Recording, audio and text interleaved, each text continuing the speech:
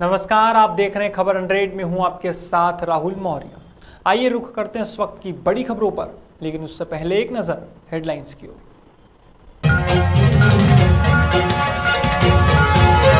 विधायक सज्जन सिंह का सरकार पर निशाना, आत्मनिर्भर मध्य प्रदेश को लेकर सरकार को घेरा।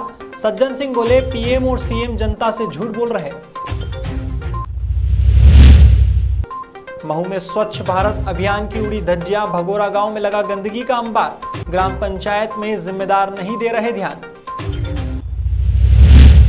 इंदौर में न्याय की आस में भटक रहे पीड़ित, पैसे देकर भी नहीं मिली जमीन। पुलिस कर रही फरार भूमाफियाओं की तलाश।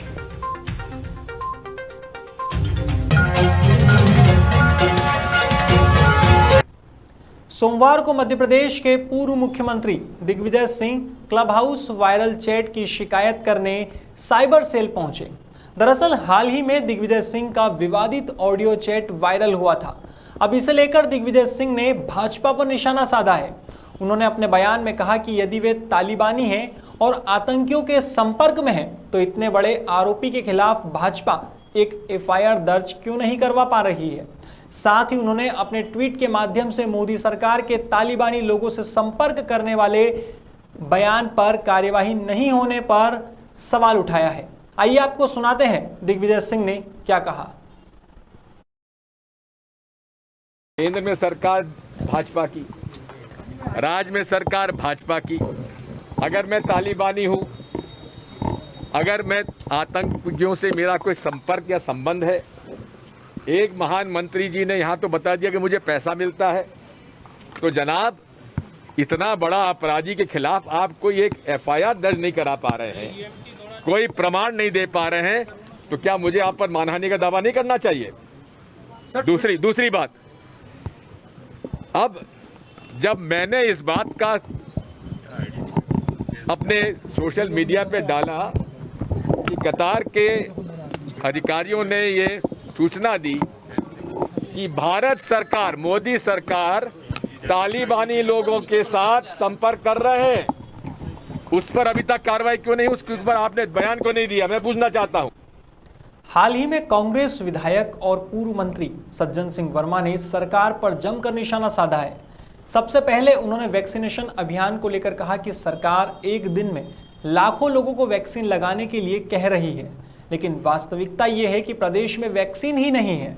वर्मा ने आरोप लगाते हुए प्रधानमंत्री और मुख्यमंत्री कहा है कि दोनों ही नेता जनता से झूठ बोल रहे हैं। इसके बाद उन्होंने आत्मनिर्भर मध्य प्रदेश को लेकर सरकार को घेरा।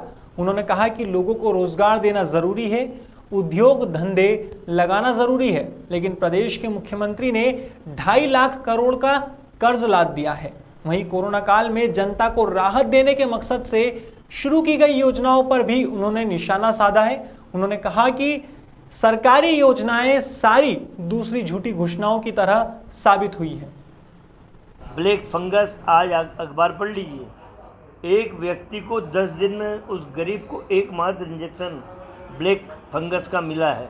ये झूठ बोलने वाले नरेंद्र मोदी और शिवराज चौहान पता नहीं कितने लोगों की जानें झूठ बोल बोल के अभी और लेंगे। यदि ये ऐसा झूठ ना बोलें तो वो परिवार कैसे भी अपने साथियों को बचाने की कोशिश करे, पर इनके झूठे आश्वासन से लोग भ्रमित हो रहे हैं। सर देखिए, मैंने कहा कि कितने बड़े झूठ बोलने वाले नेता हैं भारतीय जनता पार्टी में। आत्मनिर्भर मध्य प्रदेश, क्या भैया शिवराज चौहान फ्री फुग्गे में आत्मनिर्भर कर लोगे? खजाना खाली पड़ा है तुम्हारा। देश के प्रधानमंत्री नरेंद्र मोदी के स्वच्छ भारत अभियान की भाजपा समर्थित ग्राम पंचायत भगोरा में खुलेआम धज्जियां उड़ाई जा रही है। महू की भगोरा ग्राम पंचायत में गंदगी का अंबार लगा हुआ है, लेकिन सुनने वाला कोई नहीं है। ऐसे में अब महू ब्लॉक कांग्रेस अध्यक्ष हुकम सिंह आंजना और प्रदेश कांग्रेस सचिव शक्ति सिंह गोयल के नेतृत्व में स्वच्छ भगोरा सुंदर भगोरा के अभियान के तहत मुख्यमंत्री के नाम एक ज्ञापन सौंपा गया है। अब देखना होगा कि स्वच्छ भगोरा सुंदर भगोरा अभियान क्या रंग लाता है।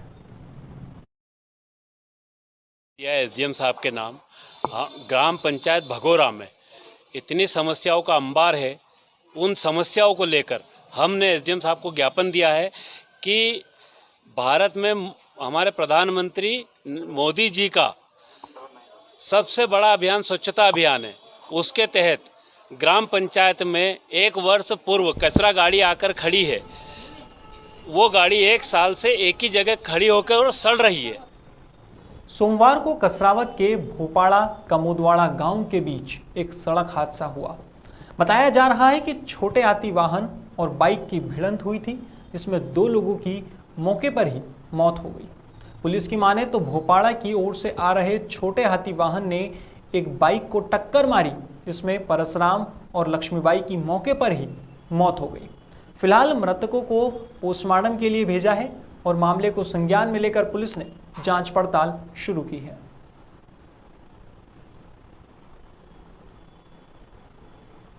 इंदौर पुलिस अवैध शराब माफियाओं के खिलाफ लगातार कार्यवाही कर रही है। अब हाल ही में कनाड़िया थाना पुलिस ने मुखबिर की सूचना पर एक कार से 10 पेटी ब्रांडेड शराब बरामद की है।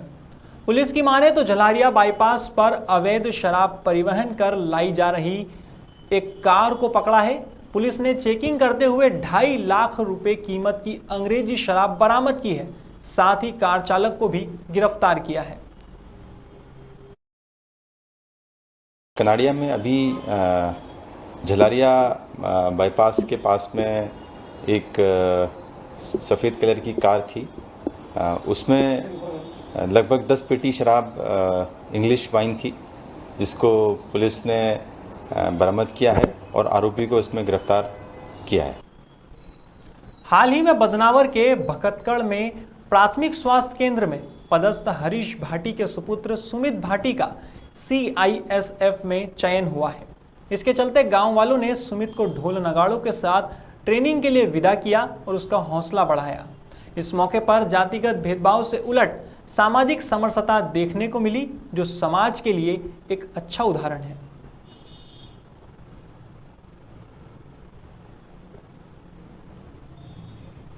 इंदौर पुलिस भूमाफियाओं पर नकेल कसे हुए है। अब तक पुलिस ने कई माफियाओं को गिरफ्तार किया है। हालांकि कुछ भूमाफिया अभी भी फरार चल रहे हैं, जिसके चलते पीड़ित लोग न्याय की आस में प्रशासन से लेकर पुलिस अधिकारियों के समक्ष गुहार लगा चुके हैं। अब हाल ही में पिनेकल ग्रैंड कॉलोनी के सदस्य पलासिया स्थित additional SP zone 2 Rajesh Raghuvanshi के कार्यालय पहुंचे और अपने बयान दर्ज करवाए। इस मौके पर प्लॉट धारकों ने बताया कि कॉलोनी के शुभारंभ अवसर पर फिल्मी सितारों को बुलाया गया था, जिसके चलते सदस्यों ने उक्त कॉलोनी में प्लॉट खरीदे थे और 80% पेमेंट भी कर दिया था, लेकिन बाद में ना तो रजिस्ट्री हुई और ना ही प्लॉट पर कब्जा मिला। वहीं मामले की जांच कर रहे एडिशनल SP राजेश रघुवंशी के अनुसार कॉलोनी के सदस्यों के बयान ले लिए गए हैं। अब बयानों के आधार पर कार्यवाही की जा रही है। शिशुकुंज स्कूल के सामने है, पिनेकल ग्रैंड कॉलोनी है, जिसका ओपनिंग सेरेमनी के लिए ऋतिक रोशन साहब इंदौर में आए थे प्रमोशन करने, और हम सब ने वहाँ पे प्लॉट के लिए इन्वेस्टमेंट करा था। आज उस विषय को 6 साल हो गए हैं और हमें प्लॉट की रजिस्ट्री नहीं की जा रही है। हमारे से 80% पेमेंट ले लिया गया है और इसमें ज़मीन मालिकों द्वारा आपसी विवाद बता के हमें रोज़ चक्कर खिटाए जा रहे हैं। सर, अभी हम बयान के लिए हमें आवेदन दिया था, प्लाट के बाद में हमें प्लाट नहीं मिला, धोखाधड़ी की गई और हम इसके प्लाट के हमने आवेदन दिया है। रघुवंशी साहब ने हमें बयान के लिए बुलवाया था, हम बयान देने आए। हम उनसे आशा करते हैं कि वो हमें प्लाट दिलवाएं और शासन प्रशासन से आग्रह है कि हमारा ये काम प्राथमिकता से करें। पिनेकल ग्रांट के संबंध में कुछ अभी तक आए हुए हैं जिन्होंने प्लॉट ना मिलने के संबंध में शिकायत की है।